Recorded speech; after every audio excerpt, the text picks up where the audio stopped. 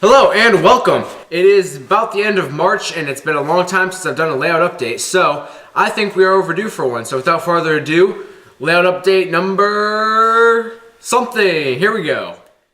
So it's been a very long time since I've last done a layout update, and I figured although there hasn't been much going on with the layout, I sort of figured that you guys would want to figure out at least what was the small things that were going on. So the things we have to go over to today is a little bit of ballast, a little bit of scenery, fixing the gen set, and running some trains, of course, and a few little odds and end projects here and there. So if you're wondering why I'm wearing a coat in a barn, it's because although it's March 27th, it's still really cold. We actually just got another inch of snow as I speak, and yeah, that sucks.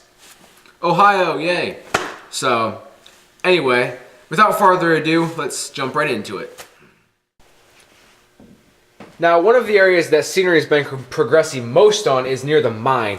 I've added a different color of ground cover. We've got this light green grass color.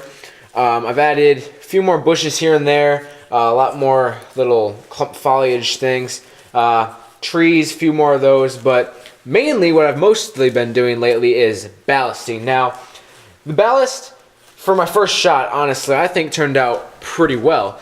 I wish I would have got some of it off the ties a little bit more, but you know, I mean, first time's a charm, and it worked out pretty well, so I'm pleased with it, and it'll be staying down. Also, we've got this dirt up here that we've laid down. Now, I understand that I've jumped the gun here and put dirt around it before the mine was actually completely installed, and to be fair, yes, I did do that. You know, I'll own up to that. And the reason why I did that was two reasons. A, I hated looking at a white spot above there when I was taking photos on this curve. And B, because, well, I just didn't really care. And it's not really tacked down that hard, so scrape it off, lay down cork, attach building to plaster cloth, put in scenery. Not that hard to cover up and do. So that was the whole idea behind that. Track work coming up to the mine, not going to be done in the near future because I don't have any money, so that about sums that up.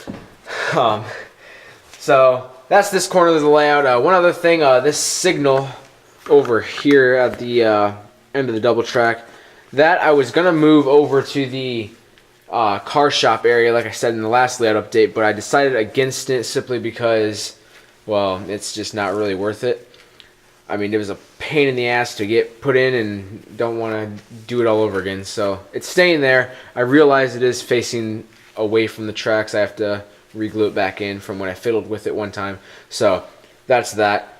Not low on supplies, just low on some necessary supplies, like track, of course. And I've actually run out of cork almost, and that's going to be very annoying because I'll have to buy another box of cork to do 4 feet of track, which is actually very annoying. So that's that end, and now we'll move on to the CP shrink, as I call it.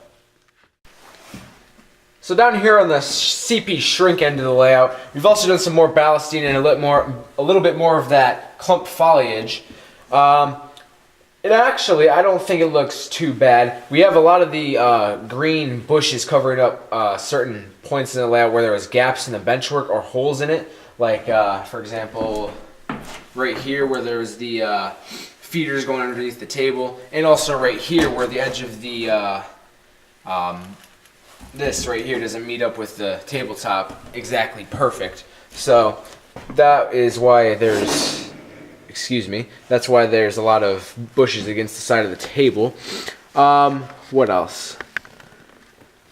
That's about it over here. Oh, these joints, I actually ran out of rail joiners, so that joint there, if it'll focus, and I believe that joint there, the joint there, and the joint there have all been soldered without rail joiners because, like I said, I ran out of them.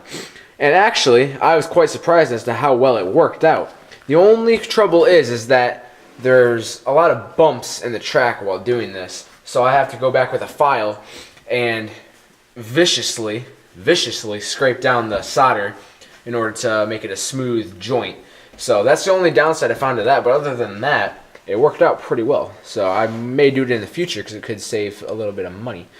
Other than that, over here, not too much. I also did a little bit of the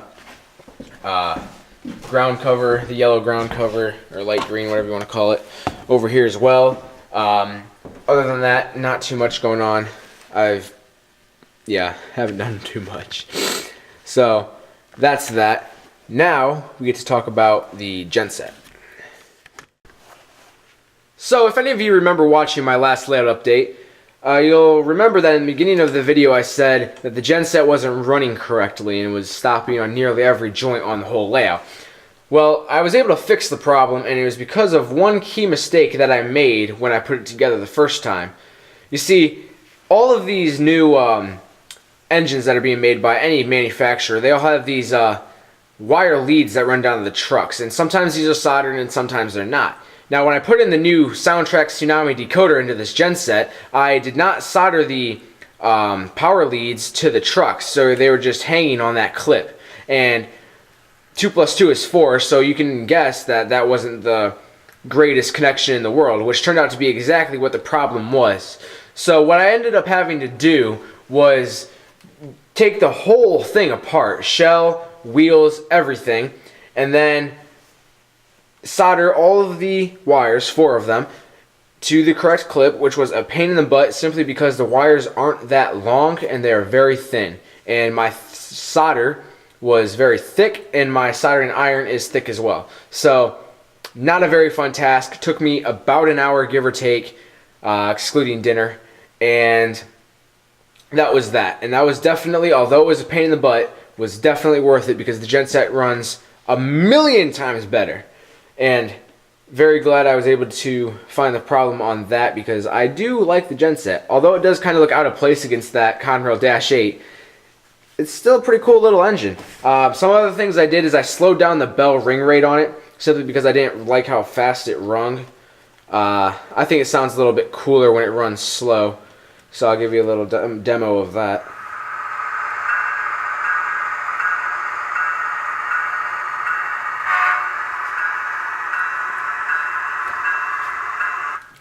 Oh, so that's all for the genset. Okay, so that really about wraps it up for the actual layout features. Like I said, not a whole lot of work done. I just don't have any real way to acquire products without begging parents or any other way that you can think of. You know, I really haven't done too much work on the layout simply because I've spent the past year and a half vigorously working on the layout and troubleshooting and all of that stuff, and I haven't really had a lot of time to run trains. And that's what I've been doing a lot lately, just coming out and just running trains, because let's face it, that's what a layout's for. You know, I got a few nice engines, so let's run them.